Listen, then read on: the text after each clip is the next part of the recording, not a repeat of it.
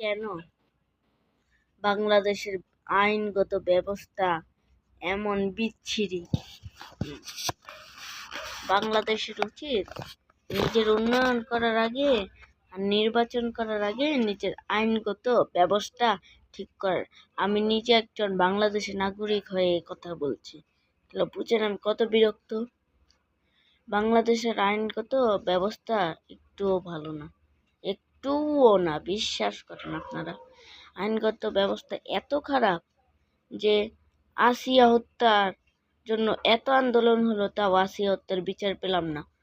আবার হাদি হত্যারও বিচার পেলাম না, আসামিদের তারা জানে।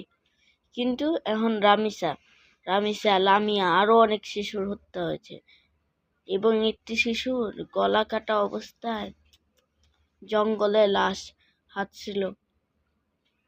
এসব কি ধর্ষণ মোশন আমাদের বাংলাদেশে হচ্ছে? হ্যাঁ, আপনারা কি কোনো কিছু করতে পারেন না? হ্যাঁ, আইনগত ব্যবস্থার লোকেরা যারা যারা ভিডিওটা দেখছেন, আপনাদের উদ্দেশ্যে বলছি, আপনারা শুধু মানুষের উপরে দোষ দিতে পারেন যে আপনার মেয়েরা পালিয়ে গেছে, হ্যান তেন, আপনার মেয়েরা কাপড় বানানো না, হ্যান তেন। কিন্তু এই ছোট বাচ্চাদের কি দোষ আপনারা বলেন?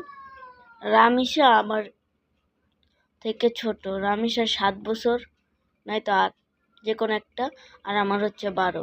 বুঝেন, আমি একজন শিশু হয়ে বলছি আপনাদের উদ্দেশ্যে, কত বিরক্ত আপনাদের এই আইনগত ব্যবস্থার উপরে আমরা।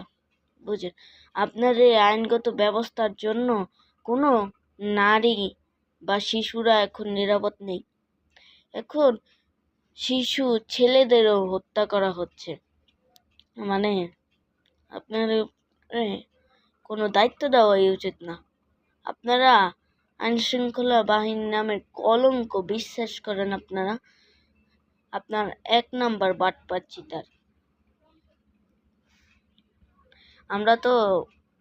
আমরা জানি 6 মাস পরই খুনি সোহেল রানাকে ছেড়ে দেওয়া হবে, কিন্তু আমরা যদি ছেড়ে দেওয়া হয় না, আমরাও আপনাদের ছাড়বো না, আমরাও আন্দোলনে নামবো।